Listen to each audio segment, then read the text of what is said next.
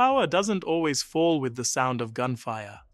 Sometimes it slips quietly through a bank transfer.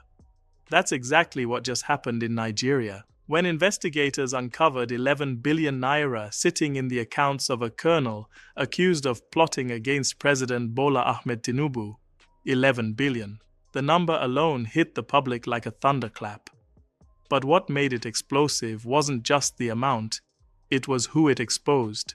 Because this wasn't only about one officer, it was about the tangled web between the military, politics, and money.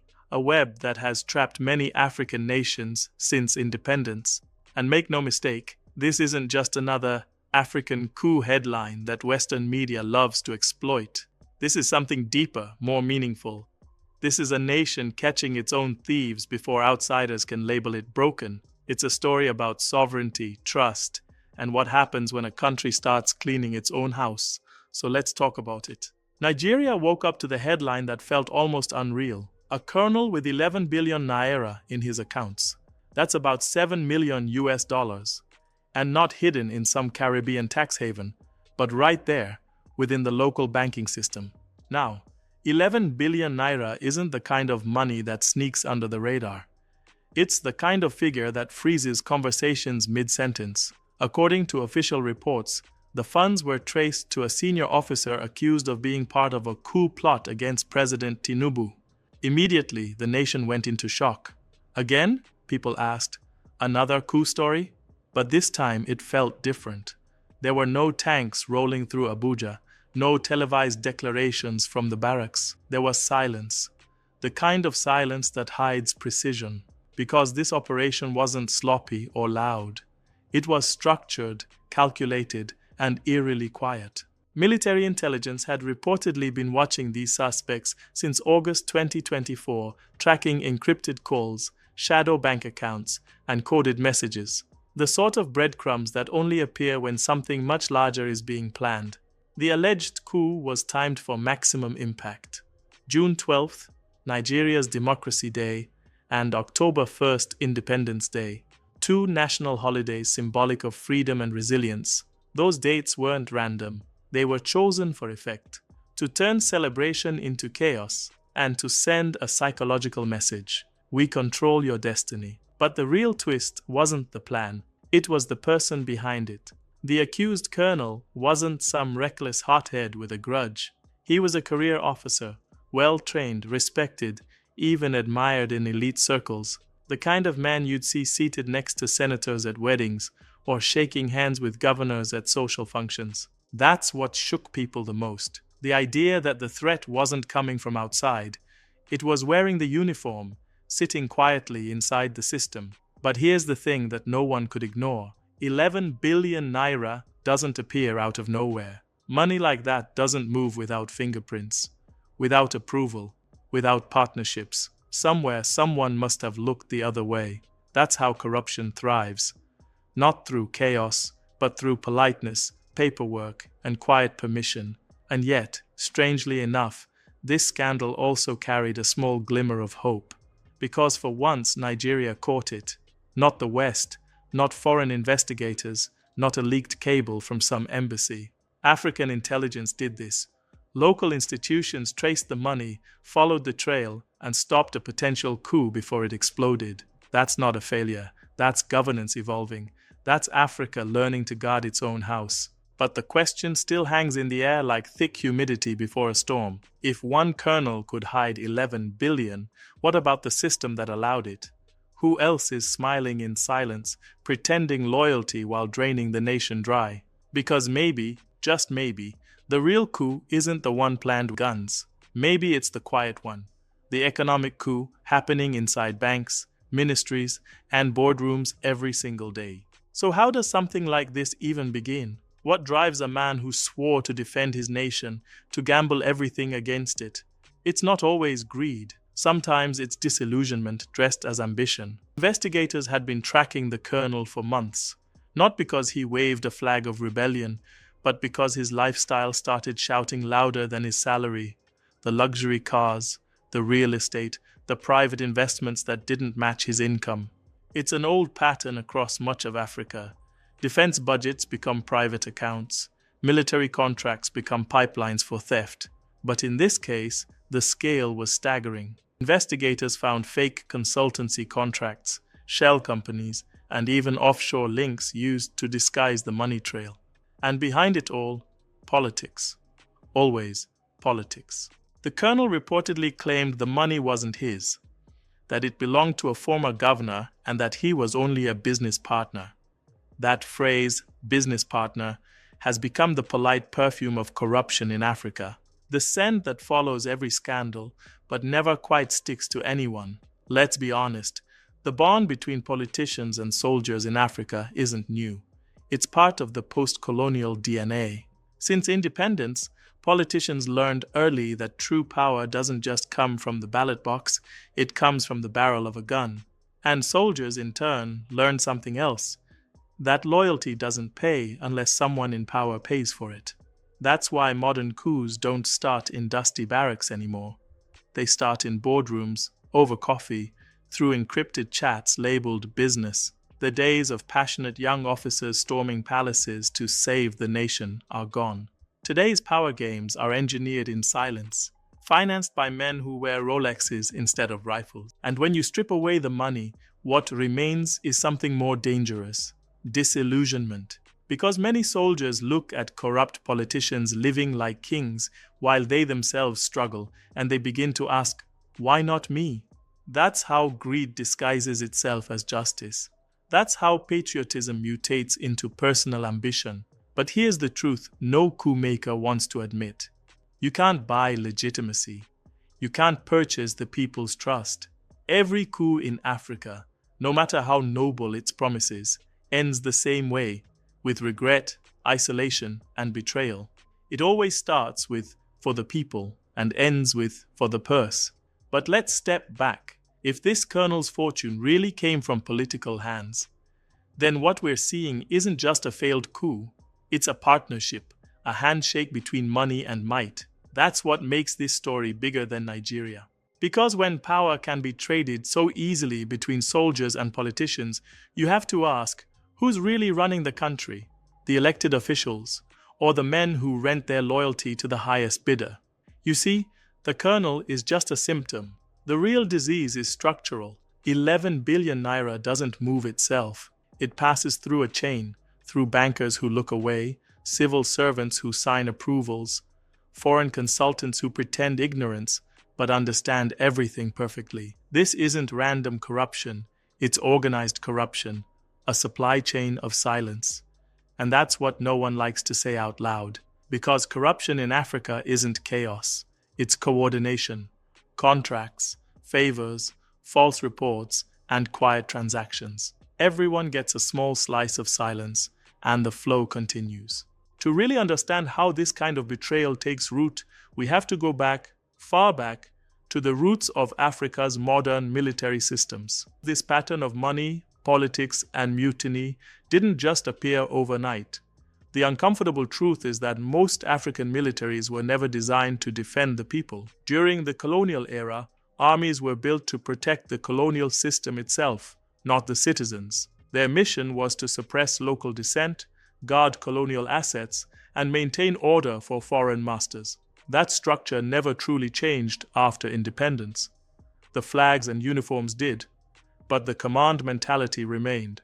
The colonel sitting on billions today is, in a way, the grandson of that system, trained to obey, not to question.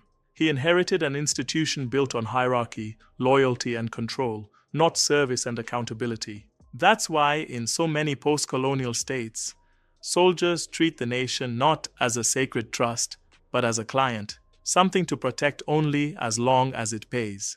And when the payment stops, the loyalty evaporates. That's how you end up with coups, conspiracies, and quiet betrayals. Not because Africa is cursed with bad people, but because it inherited a bad design. A colonial design that separated the army from the people and made the state an object of possession, not protection. Think about it. Why would a trained officer with everything to lose risk it all unless he believed there were guarantees waiting for him? Powerful backers who would protect him, finance him, maybe even reward him if the plot succeeded? That's the giveaway. It shows that this was never the work of one ambitious soldier. It was a systemic partnership, backed by invisible sponsors who knew exactly when to disappear. And that's what hurts most, because when institutions rot from the top, the people at the bottom stop believing. When justice is negotiable, when loyalty is for sale, and when the rule of law bends for the rich and breaks for the poor, citizens lose faith not just in government, but in the very idea of a nation. And when that happens, coups don't need soldiers anymore. They already have spectators. But something interesting is happening, something hopeful. For the first time, Africans are beginning to expose these networks from within. They're tracing the money, following the names, and connecting the dots.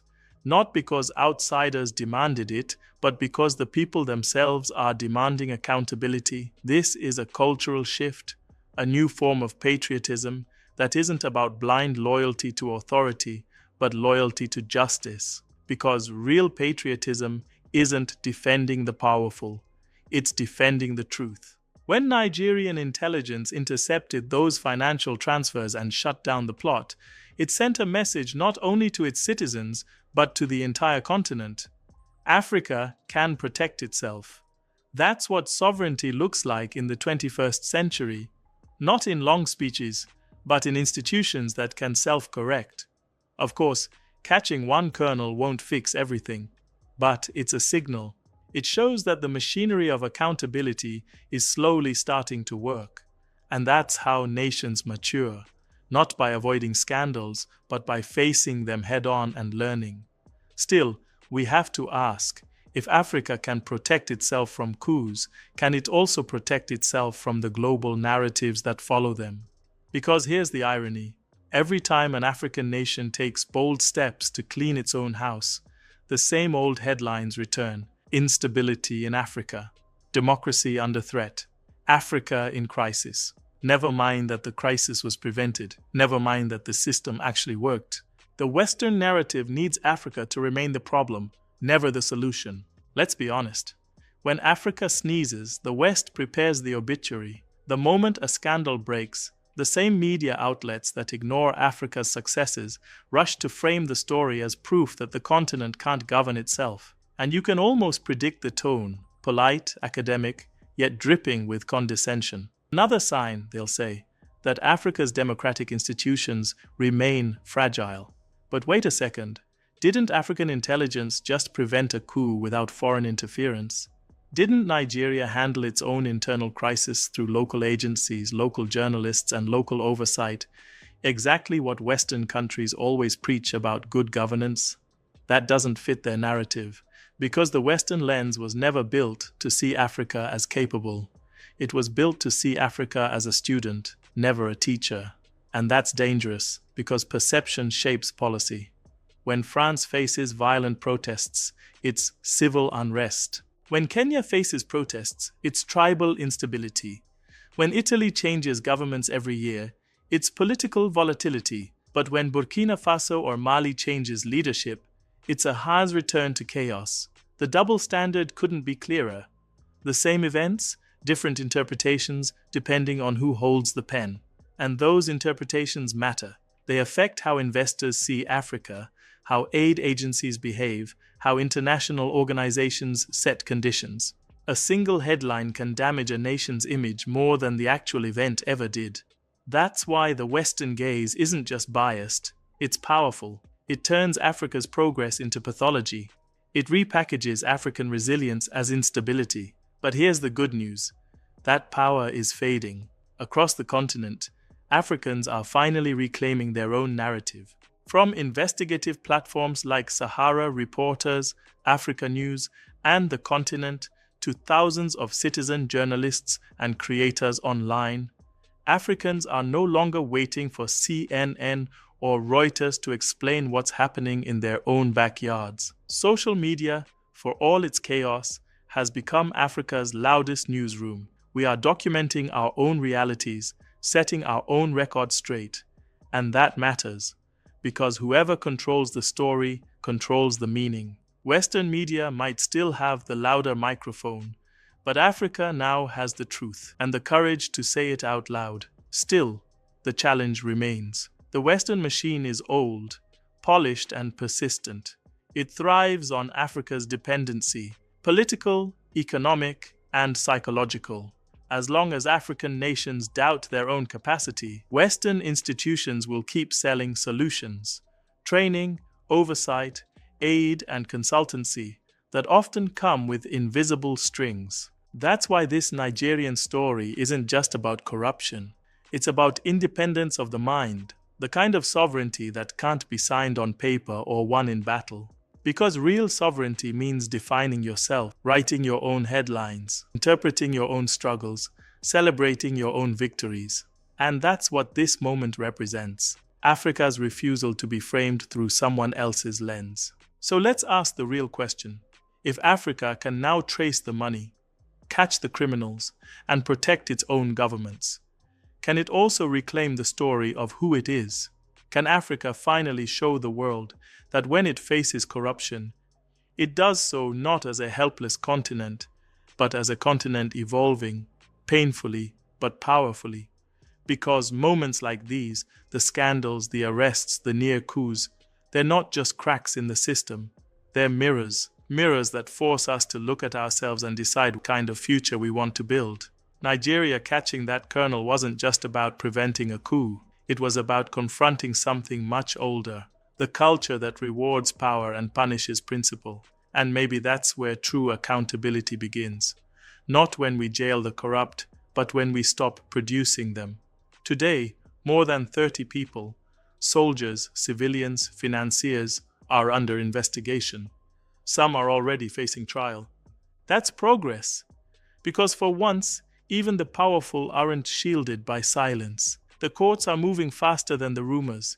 Nigerians are watching, demanding answers. And that, more than anything, shows maturity. Because a nation grows not when it hides its shame, but when it dares to face it. Every generation builds roads, bridges, and dams. But the most important infrastructure a nation can build is moral infrastructure, the invisible system that keeps everything else standing when the storms come. Because without integrity, no amount of foreign aid, no number of policies, no army, and no constitution can hold a country together. It's what Kwame Nkrumah meant when he said, "Seek ye first the political kingdom, and all else shall be added unto you." But the political kingdom he envisioned wasn't about power. It was about consciousness, a state of mind that refuses to bow to corruption, manipulation, or imported values that weaken the African spirit.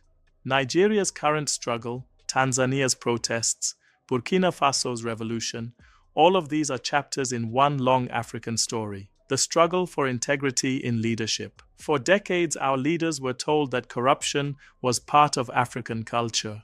That is a lie. Corruption is not cultural, it's colonial. It was introduced through systems that rewarded betrayal and punished honesty. During the colonial period, loyalty to the empire meant promotion.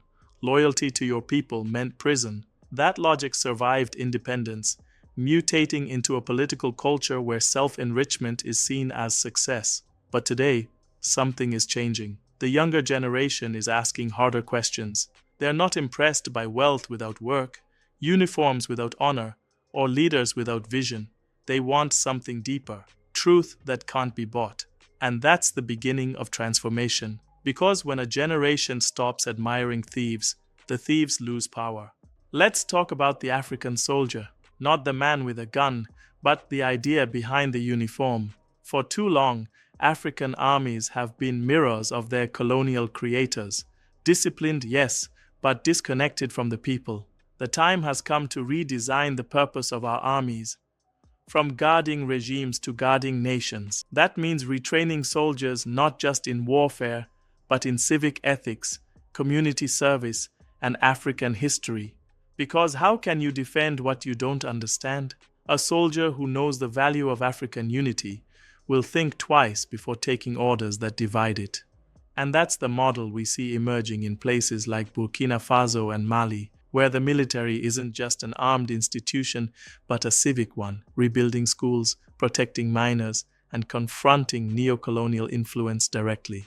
It's imperfect, yes, but it's ours. And that makes all the difference. because a soldier without purpose is a threat. But a soldier with purpose, rooted in love for his people, becomes a protector, not a predator. Every liberation war in history begins in the mind. That's why the greatest weapon Africa faces today isn't the drone, or the dollar, or the sanction. It's narrative control. When a people start to believe they are inherently corrupt, unstable, or unfit for self-governance, they begin to act that way. That's how colonialism survives, not through armies, but through ideas. And that's why reclaiming the African mind is the most revolutionary act of our time. It means refusing to internalize inferiority. It means challenging global media not with anger, but with evidence. It means teaching our children not just to read history, but to rewrite it. Because history isn't a museum, it's a battlefield. Every time an African country fights corruption, reforms its economy, or defends its sovereignty, it is rewriting the script of dependence that the world expects it to follow. And that's why this moment matters. It's not about one colonel, one scandal, or one country. It's about an entire continent awakening to its own authority. Look around the continent. Something powerful is unfolding. Burkina Faso stands tall, nationalizing its resources. Mali and Niger have shut the door on exploitation. Ethiopia has renegotiated its debt, refusing to be strangled by financial chains. And now, Nigeria is standing up to internal betrayal with courage and clarity. Each of these moments, on their own, might seem small, but together they form a pattern, a quiet revolution built on awareness, not chaos. The awakening of a people who finally understand that freedom without accountability is just another form of slavery. And this awakening isn't loud. It doesn't come with fireworks or flags. It's happening in classrooms, in conversations, in communities. It's happening right now, in the minds of millions who are tired of being spectators in their own story. When the colonel was arrested, people didn't just see a criminal in uniform. They saw justice in motion. They saw a country refusing to protect corruption with silence. And that's something new. That's the Africa the world isn't ready to see. One that's learning from its past instead of running from it. To the outside world, Africa still looks like a continent of contradictions. Rich in resources, yet struggling with poverty. Full of talent, yet facing turmoil. But look closer, and you'll see something else. A continent rebuilding its moral compass. The West can't understand it because it doesn't fit their formula. They think sovereignty means isolation, but Africa's version of sovereignty is cooperation without control. It's not about hating the West. It's about ending dependence. It's about saying, we can trade with you, but not serve you. That's the message behind every new alliance, every nationalization, every independent investigation. It's the message behind this very story. Because every time an African country chooses transparency over tyranny, unity over fear, and dignity over dollars, it chips away at centuries of psychological colonization. At the end of the day, no foreign power, no coup, and no corrupt system can destroy Africa. Because Africa's greatest weapon has always been its people, the same people who carried freedom movements on their backs, the same people who rebuild after every crisis, the same people who still believe that tomorrow can be better than today. This isn't about one colonel or one coup. It's about all of us, Africans across borders, remembering who we are. We are not the chaos they show on TV. We are not the corruption they describe in headlines. We are the continent that taught the world civilization, medicine, and mathematics. And we're still teaching it resilience. So when the world doubts Africa, let it.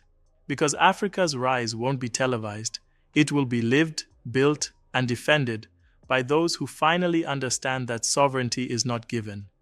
It's taken and then protected. And to those who still think they can buy Africa's loyalty, control its armies, or dictate its destiny, remember this: you can corrupt a man, but you can't corrupt a movement. And Africa today is no longer a market. It's a movement. This is the dawn of the African century, a century where power returns to principle and sovereignty becomes a slogan, but a standard. Because when Africa stands together, not in fear, but in faith, even the strongest empire trembles. And maybe, just maybe, that's why they're afraid.